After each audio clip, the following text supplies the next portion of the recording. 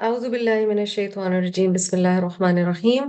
کتاب نماز نبوی کا دوسرا لیسن ہے، اور ہم شروع میں کچھ چیزیں دیکھیں گے اس چیپٹر سے جس کے اوپر ٹائٹل ہے خطبہ رحمت للعالمین۔ سو دس از the sermon of رسول اللہ صلی اللہ علیہ وسلم۔ ان الحمد للہ نحمده ونستعینه من يهده الله فلا مضل له ومن يضلل فلا هادي له واشهد ان لا اله الا الله وحده لا شريك له وأشهد أن محمدا عبده ورسوله أما بعد فإن خير الحديث كتاب الله وخير الهدي هدي محمد صلى الله عليه وسلم وشر الأمور محدثاتها وكل بدعة ضلالہ۔ یہ حدیث آ رہی ہے جی مسلم کی حدیث ہے، اور اس میں اس کا ترجمہ اس حصے کا بلا شبہ سب تعریفیں اللہ کے لیے ہیں، ہم اس کی تعریف کرتے ہیں اور اس سے مدد مانگتے ہیں۔ جسے اللہ راستہ دکھائے اسے کوئی گمراہ نہیں کر سکتا، اور جسے اپنے در سے دھتکار دے اس کے لیے کوئی رہبر نہیں ہو سکتا۔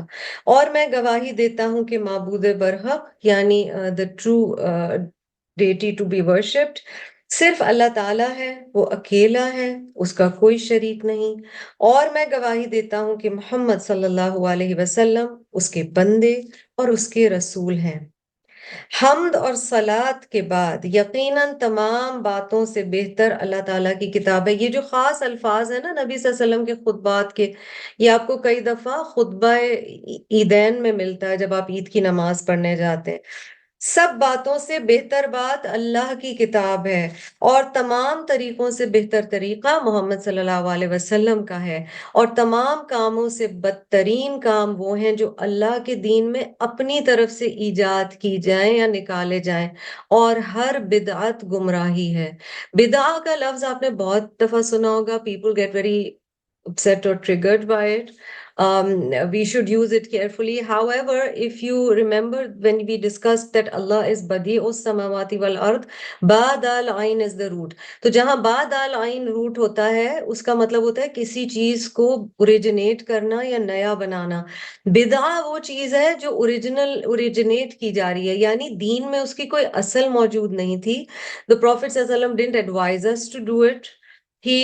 The Quran has of course not told us to do it. We don't see it in the example of the Prophet or sallallahu alaihi wasallam or the Sahaba, but we are still doing it. اور وہ نئی چیز دین میں ایجاد کی گئی ہے، اور آپ صلی اللہ علیہ وسلم فرما رہے ہیں ہر بدعت گمراہی ہے۔ اچھا، اس کتاب کو پڑھتے ہوئے اور ہر چیز کو پڑھتے ہوئے ذہن میں رکھیے، لب ہلنے چاہیے جب آپ صلی اللہ علیہ وسلم کا ذکر آئے۔ ایڈوانٹیج ایسی کتابیں پڑھنے کا یہ ہے کہ ہمیں اتنا موقع ملتا ہے نبی اکرم صلی اللہ علیہ وسلم کے اوپر درود بھیجنے کا۔ ایون آپ صحابہ کرام یا سیرہ کا کوئی لیکچر سن رہے ہو، اگر آپ ہر دفعہ صلی اللہ علیہ وسلم پڑھتے ہیں تو درود شریف ضرور ساتھ پڑھتے جائیے۔ آپ صلی اللہ علیہ وسلم نے بتایا ہے کہ اگر ان کا ذکر آئے اور وہ شخص درود نہ پڑھے تو اس کے لیے ہلاک ہو، انہوں نے کہا ہے، ٹھیک ہے؟ So make sure you do that. اے لوگو، اپنے اللہ سے ڈرو جس نے تمہیں ایک جان سے پیدا کیا، پھر اس جان سے اس کی بیوی یا جوڑے کو بنایا، اور پھر ان دونوں سے بہت سے مرد اور عورتیں پیدا کیے اور انہیں زمین پر پھیلایا۔ کسی کو یاد ہے یہ والا خطبہ کسی اور موقع پر بھی پڑھا جاتا ہے؟ یہ والی آیات کس خطبے کا حصہ ہیں؟ خطبہ نکاح is one of the most beautiful things for awareness about the relationship that you're getting into, and it is important that we know it. It is important our children know it so that they know the value of this relationship. So اگر کبھی موقع ملے، ہاتھ آئیں بچے، تو خطبہ نکاح کے بارے میں گپ شپ کر لینی چاہیے۔ اچھا جی، اللہ سے ڈرتے رہو، خطبہ نکاح پہ پڑھا جاتا ہے۔ اللہ سے ڈرتے رہو جس کے ذریعے یا جس کے نام پر تم ایک دوسرے سے سوال کرتے ہو۔ یہ نکاح کے موقع پہ یاد رکھیں، اس لیے پڑھا جاتا ہے کیونکہ سیکرڈ ریلیشن شپ ہے، اس میں اللہ کا نام لے کے گواہ بنائے جاتے ہیں۔ اور رشتوں کو کاٹنے سے بچو، بے شک اللہ تمہاری نگرانی کر رہا ہے۔ اے ایمان والو، اللہ سے ڈرو اور ایسی بات کرو جو سیدھی اور سچی ہو۔ اللہ تمہارے اعمال کی اصلاح کرے گا، یعنی اللہ will improve your deeds، اور تمہارے گناہوں کو معاف فرمائے گا۔ اور جس شخص نے اللہ اور اس کے رسول صلی اللہ علیہ وسلم کی اطاعت کی تو اس نے بڑی کامیابی حاصل کی۔ تو انہوں نے جسٹ ایز اے بگننگ یہ خطبہ نکاح دیا ہے۔ چلیں جی، نماز کی فرضیت، فضیلت اور اہمیت۔ سب سے پہلے آ رہا ہے اولاد کو نماز سکھانے کا حکم۔ رسول اللہ صلی اللہ علیہ وسلم نے فرمایا اپنے بچوں کو نماز پڑھنے کا حکم دو جب وہ 7 سال کے ہو جائیں، یعنی 7 ایئرس کی ایج میں انہیں بتانا شروع کر دو۔ وَضْرِبُوهُمْ عَلَيْهَا، اور انہیں مارو جب وہ 10 برس کے ہو جائیں اگر وہ ترک نماز کرتے ہیں۔ ایک چیز یہاں پر بتانی ضروری ہے، حضور صلی اللہ علیہ وسلم کی سیرہ میں ہمیں ایک بھی موقع نہیں ملتا جب انہوں نے کسی پر ہاتھ اٹھایا ہو سوائے جنگ کے۔ بچوں کو ماننا تو بہت دور کی بات ہے۔ So whenever you read this and there's a voice inside saying, oh my God, beating is a bit extreme. Do remember this is to tell us کہ یہ کتنا اہم ہے۔ Somebody who being the prophet of Allah صلی اللہ علیہ وسلم، انہوں نے نہ کبھی کسی عورت پر آواز اونچی کی، نہ ہاتھ اٹھایا، نہ کسی بچے پر ہاتھ اٹھایا، یہ ان کی سنت ہے۔ مگر انہوں نے ہمیں یہ بتا دیا کہ یہ ایک چیز اتنی اہم ہے کہ اگر اس پہ تم 10 سال کی ایج میں بچے کو چپت بھی لگاؤ گے کہ ایسا نہیں مارا جاتا کہ لٹرلی کسی کو تکلیف ہو، بٹ بتانے کا مقصد ہے اس میں تمہیں تھوڑا ریپریمینڈ اگر کرنا پڑے تو کرو، یہ چھوٹی چیز نہیں ہے۔ اور ان کے بستر جدا کر دو، یہ بھی بتایا گیا جو آپ نے سورۃ النور میں پڑھا تھا، ایک سرٹن ایج کے بعد بچوں کو الگ سلانا چاہیے۔ پھر آپ اور یہ والی حدیث ابو داؤد کی ہے جی۔ اگلی حدیث مسلم کی ہے، حضرت جابر رضی اللہ عنہ روایت کرتے ہیں رسول اللہ صلی اللہ علیہ وسلم نے فرمایا ایمان اور کفر کے درمیان فرق نماز کا چھوڑ دینا ہے۔ So what will actually decide whether you're a مومن or not? Your نماز۔ مال ہو، جرنی ہو، ایئر پلین پہ ہوں، پانی نہیں اویلیبل ہے، لیٹے ہوئے ہیں، اگر ہوش و حواس میں ہیں، یہ کیونکہ حد فاصل ہے، جب تک دماغ کام کر رہا ہے، اگر اتنی کمزوری اللہ نہ کرے طبیعت خراب ہے تو لیٹ کے یا اشاروں سے یا دل میں مگر نماز پڑھنی ہے۔ حضرت بریدہ رضی اللہ عنہ روایت کرتے ہیں کہ رسول اللہ صلی اللہ علیہ وسلم نے فرمایا ہمارے اور منافقوں کے درمیان احد نماز ہے، جس نے نماز چھوڑ دی پس اس نے کفر کیا۔ یہ نسائی کی حدیث ہے۔ حضرت عبداللہ بن شقیق یا شقیق رحمت اللہ علیہ روایت کرتے ہیں صحابہ کرام رضی اللہ عنہم اعمال میں سے کسی چیز کے ترک کو کفر نہیں سمجھتے تھے سوائے نماز کے۔ ترک کیا ہوتا ہے؟ کسی چیز کو چھوڑ دینا۔ So companions of Nabi صلی اللہ علیہ وسلم considered leaving salat as کفر۔ پھر اگلی حدیث ہے، آپ صلی اللہ علیہ وسلم نے فرمایا جو شخص نماز چھوڑ دے تو یقیناً اس کے بارے میں اللہ کا معاف کرنے کا ذمہ ختم ہو گیا۔ ویسے بھی اللہ تعالیٰ doesn't owe it to any of us، مگر یعنی اللہ نے ذمہ نہیں لیا ہوا، پھر کوئی کمٹمنٹ نہیں ہے کہ اس کو میں معاف کر دوں گا اپنے اس بندے کو اگر وہ نماز پرماننٹلی چھوڑ چکا ہے۔ فرام ابن ماجہ، آپ صلی اللہ علیہ وسلم نے فرمایا جس شخص کی نماز عصر فوت ہو جائے تو گویا اس کے گھر والے اور اس کا مال لٹ گیا۔ ہمارے پاس دنیا میں ہے ہی کیا؟ یہ دو چیزیں نا، کیٹیگریز دیکھو، یا مال ہے یا ہماری فیملیز ہیں، انہی کے پیچھے زندگی ہماری پوری گزرتی ہے۔ تو نبی صلی اللہ علیہ وسلم is saying if you lose your صلاۃ العصر it's like you lost your family, it's like you lost everything you own. This is a حدیث from بخاری، تو صحیح حدیث ہے۔ پھر حضرت بریدہ سے روایت ہے رسول اللہ صلی اللہ علیہ وسلم نے فرمایا جس شخص نے نماز عصر چھوڑ دی پس اس کے اعمال باطل ہو گئے۔ نیکیاں کر بھی رہے نا، مگر اگر عصر چھوڑ رہے ہیں تو وہ وائپ آؤٹ ہو رہا ہے۔ فضیلت نماز یعنی what is the importance, the eminence of salat. This is a hadith from Muslim. 5 نمازیں ان گناہوں کو جو ان نمازوں کے درمیان ہوئے ہوں مٹا دیتی ہیں، اور اسی طرح ایک جمعہ دوسرے جمعے تک کے گناہوں کو مٹا دیتا ہے جبکہ کبیرہ گناہوں سے اجتناب کیا گیا ہو۔ تو مائنر سنز واش آف ہو جاتے ہیں from one salah to another if there have been any sins. It is also that if you're constantly in a state of wudu or you're constantly in a state جب آپ اگلی نماز کے لیے mentally prepare کر رہے ہیں تو گناہ کرنے کے chances بھی آہستہ آہستہ کم ہو جاتے ہیں۔ رسول اللہ صلی اللہ علیہ وسلم نے صحابہ رضی اللہ عنہم سے فرمایا، بھلا مجھے بتاؤ، اگر تمہارے دروازے کے باہر نہر ہو اور تم اس میں ہر روز 5 بار نہاؤ، پھر بھی جسم پر میل باقی رہے گا؟ صحابہ نے کہا نہیں۔ آپ نے فرمایا یہی مثال 5 نمازوں کی ہے، اللہ تعالیٰ ان کے سبب گناہوں کو معاف کر دیتا ہے۔ اتنی رحمت ہے اللہ سبحانہ و تعالیٰ کی، اور یہ بخاری کی حدیث ہے۔ اللہ کو ہماری نمازوں کی ضرورت نہیں، لیکن ہمیں اس کانسٹنٹ دھلائی کی ضرورت ہے، اسپرچولی بھی ضرورت ہے۔ ہم گناہ اتنے کرتے ہیں کہ ان گناہوں کی معافی کے لیے بھی ضرورت ہے، بہت زیادہ ضرورت ہے اس بات کی کہ ہم ریگولر رہیں۔ This is a hadith from Ibn Majah. Abu Darda said, my friend enjoined upon me, Awsani Khalili sallallahu alayhi wasallam. This is the love they had for Rasulullah sallallahu alayhi wasallam. So Hazrat Abu Darda is a companion of the Prophet, very popular, very famous.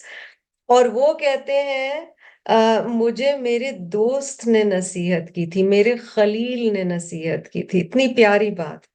پہلی نصیحت حضور صلی اللہ علیہ وسلم نے کیا کی ہے؟ It will remind you of what لقمان علیہ السلام said to his son, اللہ تشرک باللہ، شرک نہیں کرنا۔ Do not ascribe anything as a partner with Allah, even if you're cut into pieces and burned. اچھا یہ پہلا پارٹ ہے، اللہ تشرک باللہ شیئا وَإِن قُطِّعْتَ وَحُرِّقْتَ وَلَا، یہاں تک کہ اگر تمہیں جلا بھی دیا جائے، کاٹ بھی دیا جائے، شرک نہیں کرنا۔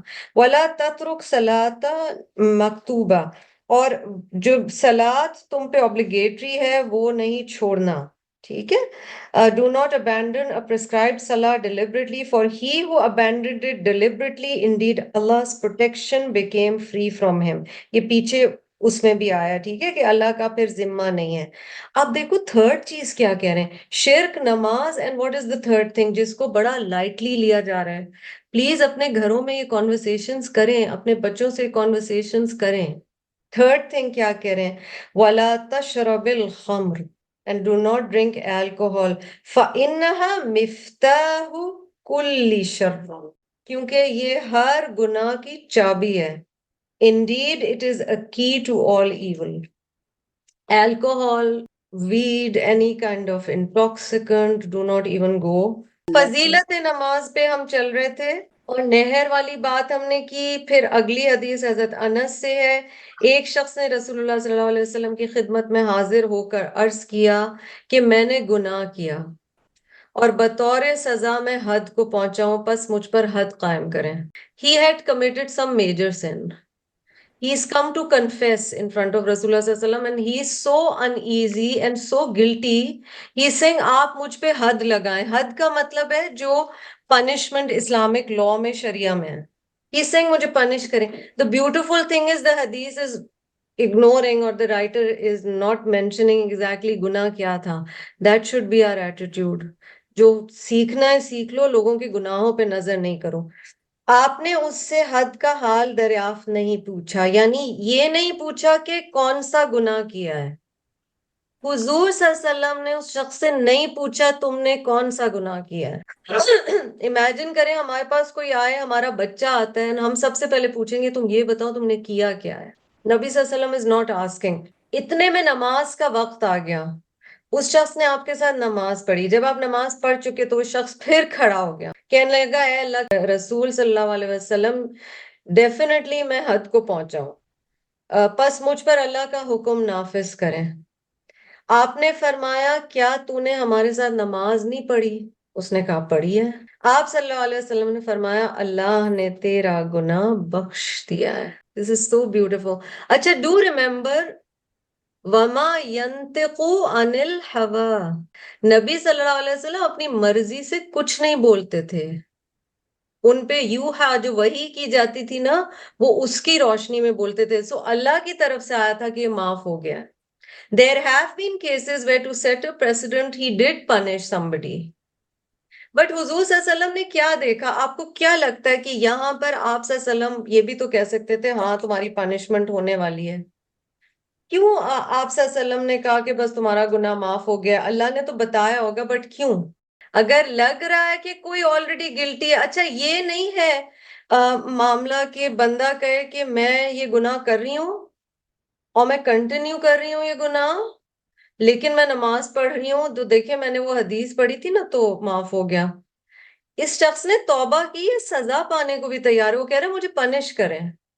From what it reads like it's one of the major sins, like maybe اللہ نہ کرے adultery یا regular use of intoxicants یا کوئی اس طرح کی یا قتل یا کوئی ایسی چیز لگ رہی ہے، لیکن آپ صلی اللہ علیہ وسلم نے کہا اللہ نے گناہ بخش دیا ہے۔ پھر یہ کتنی پیاری حدیث ہے حضرت ابو ذر والی کہ it was fall season, Prophet صلی اللہ علیہ وسلم takes 2 branches and says اس پہ سے لیوز جھڑتے ہیں and Prophet صلی اللہ علیہ وسلم says مسلمان جب نماز پڑھتا ہے اور اس کے ساتھ اللہ کی رضا چاہتا ہے تو اس کے گناہ اس طرح گرتے ہیں جس طرح اس درخت کے پتے گر رہے ہیں۔ Imagine your نماز to be that جب ہم پڑھ رہے ہوں۔ پھر اگلی حدیث ہے 5 نمازیں جو اللہ تعالیٰ نے فرض کی۔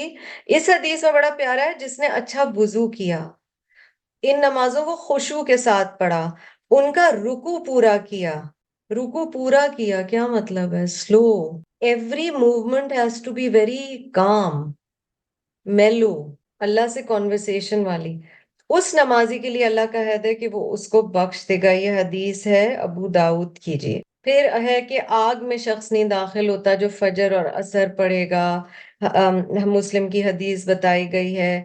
پھر جو عشاء باجماعت ادا کرے گا اسے اتنا ثواب ہے گویا اس نے آدھی رات تک قیام کیا ہے۔